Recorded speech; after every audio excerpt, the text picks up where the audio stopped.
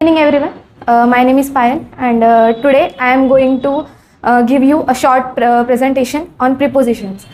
So prepositions are the small words that can show the relation between two things, that we say that in, on, after, before, etc.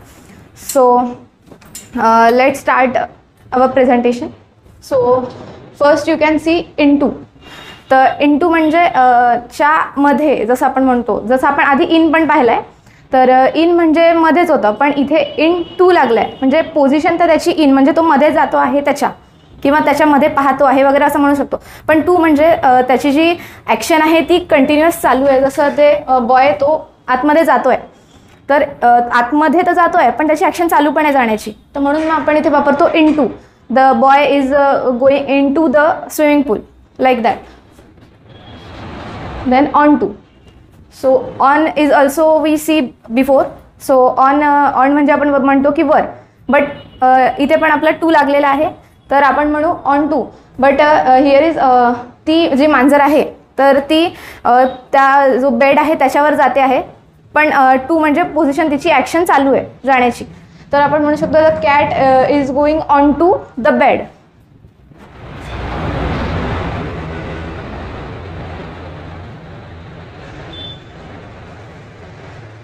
So next one was the out.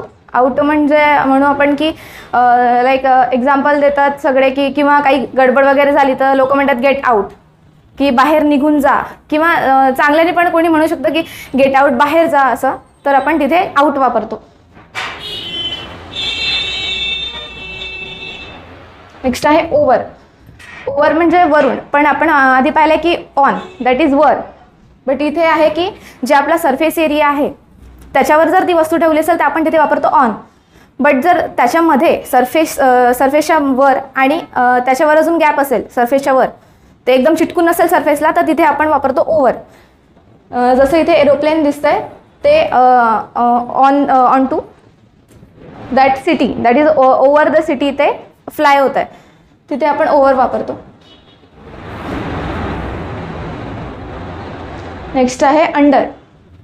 इथे आपल्याला दिसत आहे की under म्हणजे कशाच्या खाली.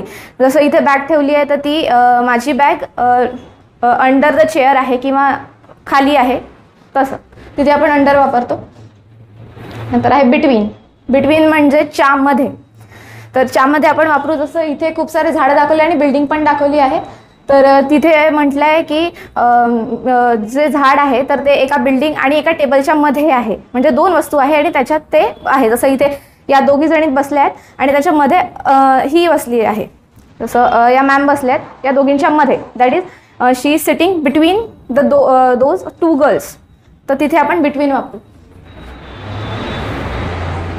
आता इथे अमंग म्हटलंय, तर अमंग म्हणजे च्यासोबत, म्हणजे ते दोघी जणी असं. जसं विदिन पण आपण वापरलं याच्या आधी, किंवा विद वापरलाय, विद म्हणजे च्यासोबत, बट इथे म्हटलंय अमंग, तर ते सोबत नसतं, त्याचा ग्रुप असा बसलाय की एका समोरासमोर तर नाहीच आहे, बट ते असे ग्रुप करून बसलेत, तर तिथे आपण वापरतो अमंग. नेक्स्ट आहे बिफोर. बिफोर म्हणजे च्या आधी, म्हणजे जसं आपण म्हणू की मला ट्युशनला तर जायचं आहे पण टाईमच्या 5 मिनटं किंवा 10 मिनटं असं आधी जायचं आहे, काही काम असेल किंवा जो टाईम पंक्च्युअल असेल टाईमशी, तर तो बिफोर म्हणजे टाईमच्या आधीच कुठेही जातो, तिथे आपण बिफोर वापरू. नंतर आफ्टर.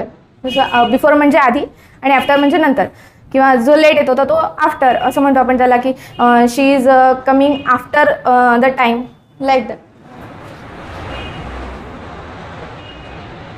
सिन्स. सिन्स म्हणजे च्यापासून, तर आपण तिथे सिन्स वापरतो. जसं एखादी प्रोसेस आहे की ती कंटिन्युअस चालू आहे, जसं आपण पास्टपासूनही म्हणू शकतो, तर तिथे आपण सिन्स वापरतो की मी हे काम तेव्हापासून करत आहे असं. So thank you for listening my presentation carefully.